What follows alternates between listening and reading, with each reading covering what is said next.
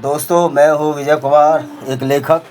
किस तरह से मोहम्मद ने लोगों को बेवकूफ़ बनाया, किस तरह से मोहम्मद 570 में पैदा हुआ और किस तरह से जब वो बचपन में यहूदियों के मेले में जाता था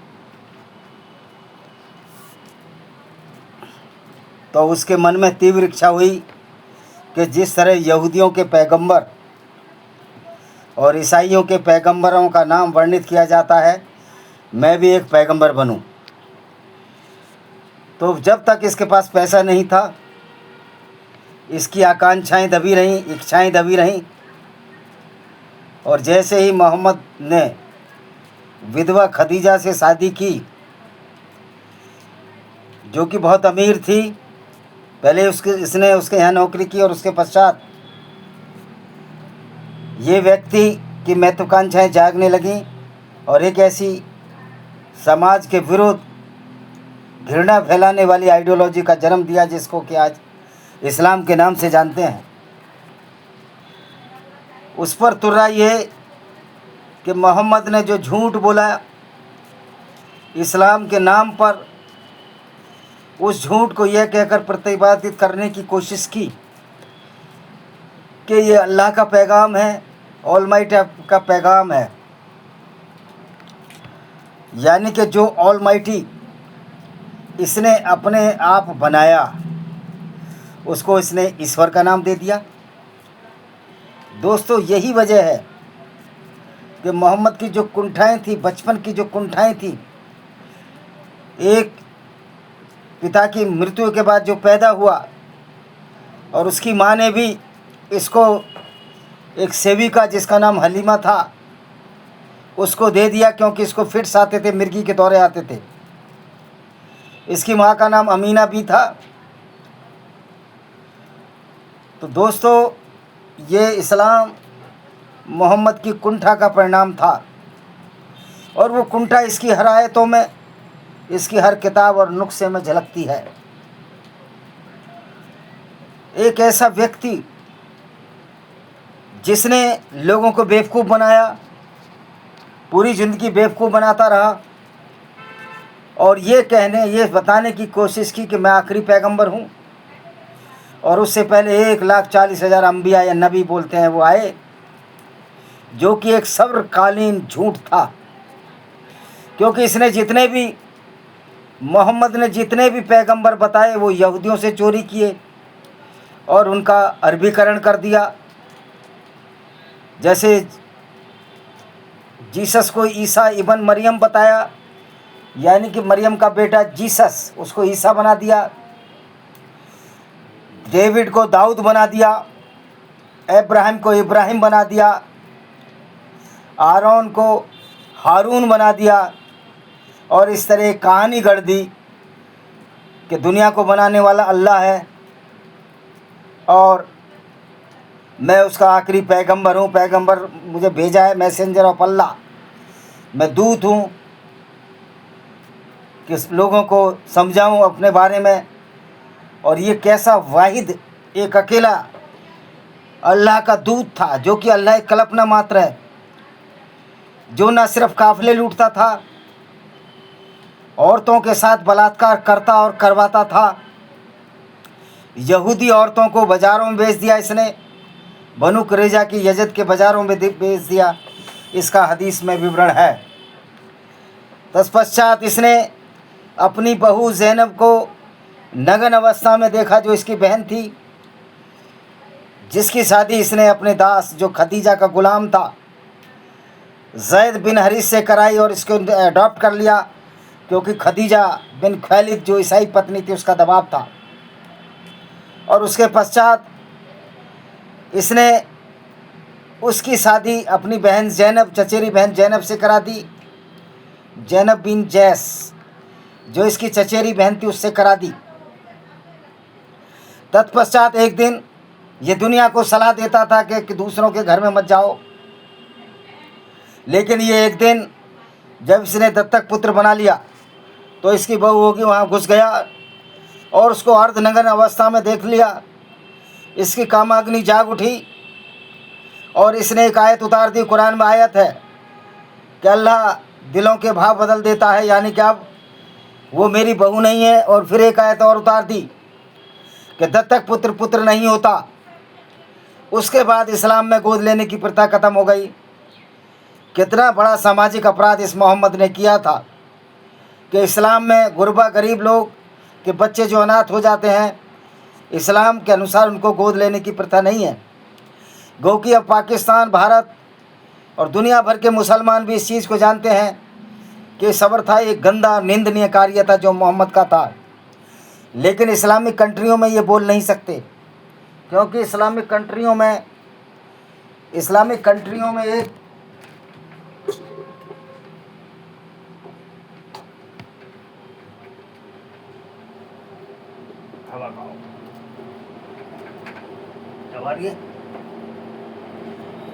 कंट्रियों में एक प्रथा है, क्योंकि इस्लाम के अनुसार है कि जो भी इस्लाम छोड़े उसको कत्ल कर दिया जाए, और जो इस्लाम की निंदा करे उसको ब्लेसफेमी में अरेस्ट कर दिया जाए और कत्ल कर दिया जाए। हालांकि अब पाकिस्तान के लोगों का बहुत तसव्वुर जाग गया है, बहुत समझदार हो गए हैं। आज बहुत से ऐसे जज हैं जो इस कानून के अनुसार कत्ल नहीं करते। यहाँ तक कि मैंने देखा है एक पाकिस्तान का एक कॉमेडियन है, और उसका नाम अभी मैं भूल गया, वो फैसलाबाद का रहने वाला है, असलम चिट्टा। वो जब एक इमरान खान के समर्थक ने ये कहा कि इस्लाम में तो हराम है, वो ड्रामे करता, और ड्रामे करना कोई बुरी बात नहीं, पर उसने कहा इसको पत्थर मार कर हरमुगन को मार देना चाहिए जो लाहौर का है।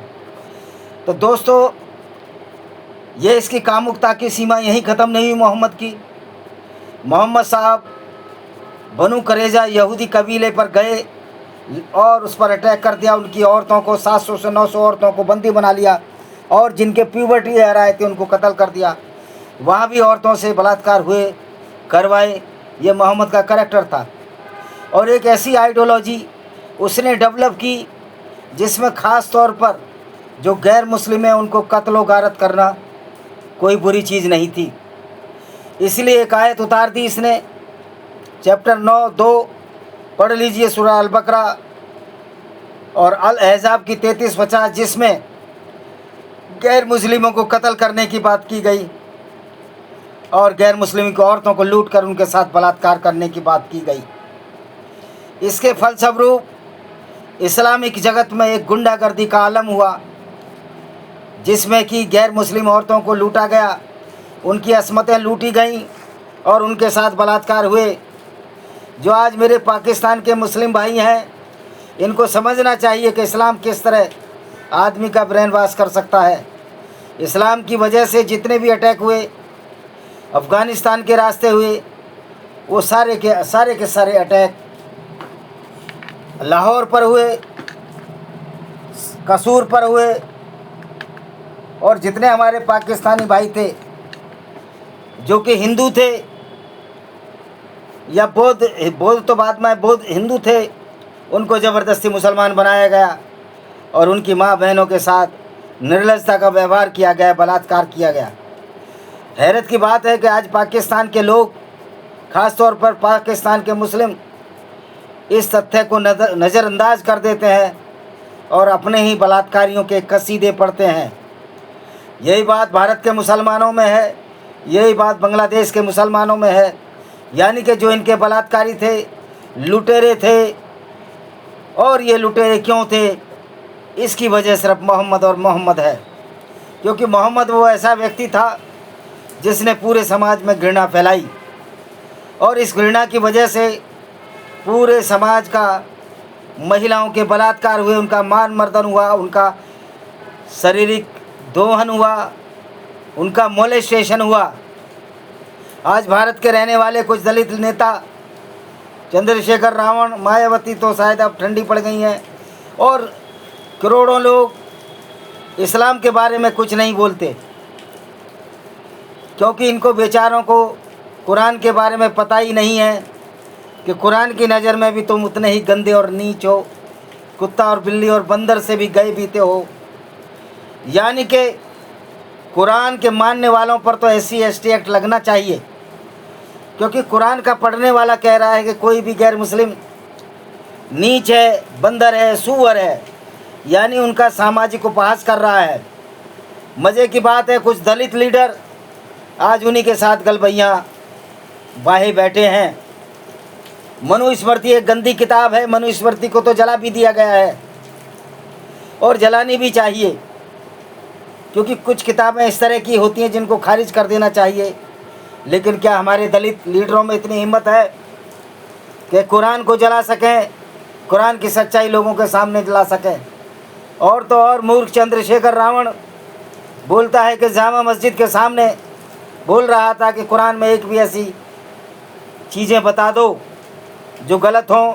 मैं उस मूर्ख को कहना चाहता हूं कि आमने सामने की बहस कर, मैं साबित कर दूंगा तू नंबर 1 का मूर्ख है। और उस मूर्ख को नजीमाबाद से जिता दिया। मैं किसी कास्ट और जातिवाद को नहीं मानता, लेकिन गलत चीज़ का विरोध करता हूं। आप हिंदू मनुस्मृति का विरोध करिए, रामचरितमानस का विरोध करिए, गंदी किताबें मैंने भी इनका विरोध किया है, लेकिन आप कुरान का समर्थन कर रहे हैं। इससे साबित होता है कि धूर्त व्यक्ति हैं या मूर्ख व्यक्ति हैं। हर मुसलमान पर जो कुरान पर अमल करता है, कुरान को पढ़ता है, उस पर SC/ST एक्ट लगना ही चाहिए, क्योंकि ये कुरान ही है जिसमें सारे गैर मुस्लिमों को अछूत मानती है, सारे गैर मुस्लिमों को नीचा मानती है। तो ये हमारे दलित नेताओं का दोगला चरित्र है। मैं अपने दलित, जो सो कॉल्ड दलित कोई शब्द नहीं होता, मैं उन सभी लोगों से कहना चाहता हूँ, आप बुद्धिज़्म भी चले जाइए, उसमें भी बहुत सारी खामियां हैं जिनका प्रकाश मैं समय समय पर डालता रहा हूँ। जब वो जीवात्मा को ही नहीं मानते, ईश्वर को ही नहीं मानते, फिर मोक्ष की प्राप्ति क्यों करना चाहते हैं? और फिर कर्म प्रधान है ये विश्व, लेकिन बुद्ध धर्म में और सिखिज्म में कर्म पहले से ही तय कर दिए गए हैं। तो दोस्तों, सारे धर्म कुछ ना कुछ गंदगियों से, झूठ और पाखंडों से भरे हुए हैं। फिर लेकिन इस्लाम को मैं इसलिए क्रिटिसाइज ज़्यादा करता हूँ कि लोगों को कत्ल करने की बात कहता है। तो मोहम्मद ने कौन सा ऐसा कार्य था जो ना किया हो और जो भारतीय न्याय संहिता के परिधि में अपराध के अंतर्गत ना आता हो? आप मोहम्मद के क्रियाकलाप को दिखा लीजिए। काफिलों को लूटना, औरतों और बच्चों को कत्ल करना। लोग कहते हैं कि मोहम्मद बड़ा रहमदिल था। एक बुढ़िया कूड़ा फेंकती थी और मोहम्मद जब वो कूड़ा फेंकने नहीं आई तो मोहम्मद उसके घर गया, देखा है बुढ़िया बीमार पड़ी।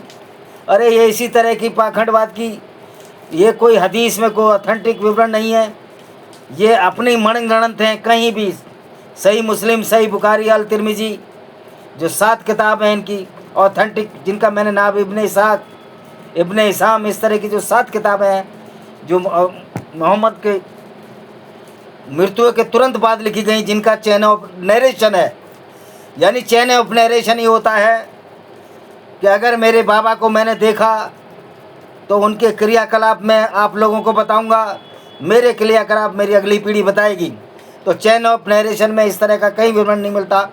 मोहम्मद एक दयालु था, बल्कि मोहम्मद तो एक क्रूर प्रवृत्ति का व्यक्ति था, जिसने अस्मा बिनते मरवान, एक कवित्री को सिर्फ इसलिए मरवा दिया कि वो मोहम्मद की लूट पाट के खिलाफ कविताएं लिखती थी। लेकिन आज के दोहरे चक्र वाले सो कॉल्ड दलित लीडर, मुझे ना ब्राह्मणों से कुछ लेना है ना दलितों से कुछ लेना है, मुझे जाति और धर्म के परिधि में बांटकर मत रखो, ये कोशिश आपकी विफल होगी। हम मानवता की परिधि में, दया की परिधि में कह रहा हूँ कि कुरान एक ऐसी दूषित विचारधारा है जो पूरी दुनिया को बर्बाद कर रही है और बर्बाद कर चुकी है। यही वजह है कि 5 करोड़ लोग इस्लाम छोड़ चुके हैं। और ये निश्चित कर लीजिए, मैं हिंदू धर्म में पैदा हुआ हूँ, उसकी बुराई के लिए लड़ता रहूँगा, लेकिन अगर बुराई नहीं हटेगी तो मैं बुद्धिस्ट बन जाऊँ, ये आपकी कल्पना से बाहर है, मेरी भी कल्पना से बाहर है। मैं नास्तिक बनना सब पसंद करूँगा। एक मूर्खता को छोड़कर दूसरी मूर्खता में नहीं जाऊँगा। इसी के साथ इस वीडियो को विराम देता हूँ। वंदे मातरम, जय हिंद, आपका दिन शुभ हो।